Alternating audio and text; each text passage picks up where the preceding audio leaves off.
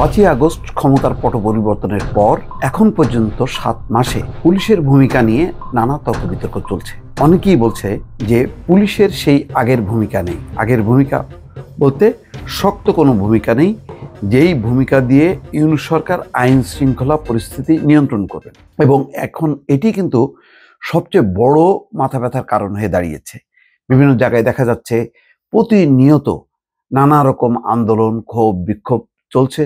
সেটা যেমন সামাল দেওয়া যাচ্ছে না, অন্যদিকে দেশের যে সামগ্রিকভাবে চুরি, ডাকাতি, রাহাজানি, ডাকাতি চলছে, বিশেষ করে মব চলছে, সেই মবে অনেক মানুষের প্রাণ হারাচ্ছে। সেটি প্রতিরোধে পুলিশ শক্ত ভূমিকা পালন করতে পারছে না। পুলিশ অনেকখানি নতজানু। স্থানীয় যে প্রভাব, বিএনপি, জামাত, সমন্বয়ক, সেই প্রভাবের কাছে তারা দুর্বল হয়ে পড়ছে। কেন এই পরিস্থিতি? এবং এটা নিয়ে নানা রকম আলাপ আলোচনা চলছে। সবারই মধ্যে একটাই চিন্তা, পুলিশ যদি নিজের মতন করে কাজ করতে না পারে তাহলে সরকার ব্যর্থ হবে। পুলিশকে সাপোর্ট দেওয়ার জন্য সেনাবাহিনী মাঠে নামার পরেও কিন্তু পরিস্থিতির উন্নতি ঘটেনি। তাহলে কি পুলিশ ব্যর্থ সেনাবাহিনীর সাপোর্ট পাওয়ার পরও? এইরকম একটি আলাপ আলোচনা যখন চলছে, তখন প্রধান উপদেষ্টা ডক্টর মোহাম্মদ ইউনূস বলছেন, পুলিশকে পাশ কাটিয়ে দেশ গড়া যাবে না। দর্শক, 127 জন পুলিশের উচ্চপদস্থ কর্মকর্তার সঙ্গে ডক্টর ইউনূস বৈঠক করেছেন। বৈঠক করলেন এমন একটা সময় যখন সারা দেশে আইন শৃঙ্খলা পরিস্থিতির ব্যাপক অবনতি হচ্ছে, চুরি, ডাকাতি, রাহাজানি বাড়ছে, ধর্ষণের ঘটনা ঘটছে, নানা রকম বিশৃঙ্খল পরিস্থিতি তৈরি হচ্ছে এবং পুলিশ তার মতন করে সামাল দিতে পারছে না, সেনাবাহিনীকে সাথে নিয়েও।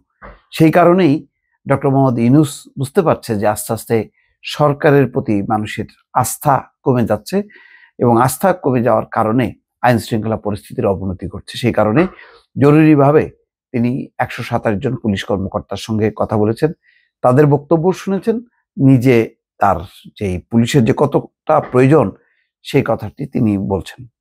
পুলিশকে অবহেলা করে বা পাশ কাটিয়ে দেশ গড়া যাবে না বলে মনে করেন অন্তর্বর্তী সরকারের প্রধান উপদেষ্টা ডক্টর মোহাম্মদ ইউনূস। তিনি বলেন, পুলিশই সম্মুখ সারির মানুষ, পুলিশ মানে আইন ও শৃঙ্খলা, আর এই আইন ও শৃঙ্খলা না থাকলে যত বড় বড় চিন্তাই হোক, যত টাকাই থাকুক, কোনো কাজে আসবে না। সত্যি, আপনার টাকা পয়সা সব আছে কিন্তু কোনো নিরাপত্তা নেই, তাহলে কোনো কাজে আসবে? কাজে আসবে না। ব্যবসা বাণিজ্য কোনো কিছুই হবে না।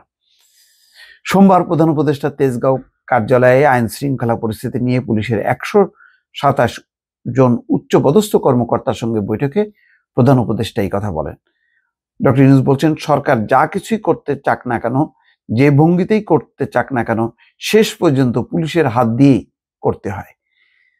তারা করে দেবে না, তারা এনভায়রনমেন্ট সৃষ্টি করে, অর্থাৎ একটা পরিবেশ তৈরি করবে যাতে সবকিছু নিয়ন্ত্রণ করা যায়। ওই এনভায়রনমেন্ট বা পরিবেশ না থাকলে কোনো কাজ হয় না।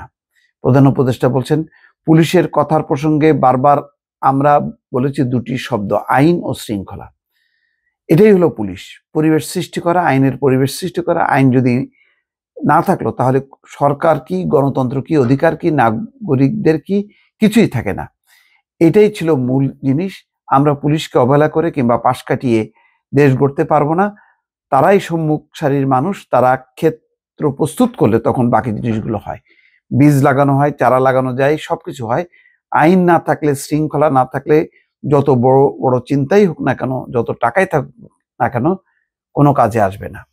তাহলে দর্শক বুঝতে পারছেন যে পুলিশ যে আসলে কতখানি প্রয়োজন এবং পুলিশ না থাকলে যে কি হইতে পারে তার একটা কিন্তু পরিস্থিতি বা সতর্কতা বা অভিজ্ঞতা, সেটা কিন্তু ডক্টর মোহাম্মদ ইউনূস তুলে ধরলেন। এখন প্রশ্ন হলো যে ডক্টর ইউনূস তো বক্তব্য দিয়েছেন, কিন্তু পুলিশ যে তার মতন করে অ্যাক্ট করবে সেই পরিস্থিতি কি তৈরি হয়েছে? পুলিশ কি তা মনে করে? যেমন পুলিশ কমিশনের রিপোর্ট নিয়ে কিন্তু পুলিশের মধ্যেই তার ক্ষোভ আছে। তারা বলছে যে না, স্বতন্ত্র পুলিশ কমিশন কিন্তু গঠন হলো না, তারা যে স্বাধীন নিরপেক্ষভাবে কাজ করবে তার কোনো নিশ্চয়তা তারা পাননি। ফলে নানান রকম ক্ষোভ বিক্ষোভ আছে, সেই বিষয়গুলো তারা ডক্টর মোহাম্মদ ইউনূসের কাছে তুলে ধরেছেন। দর্শক, ভালো থাকবেন। আল্লাহ হাফেজ।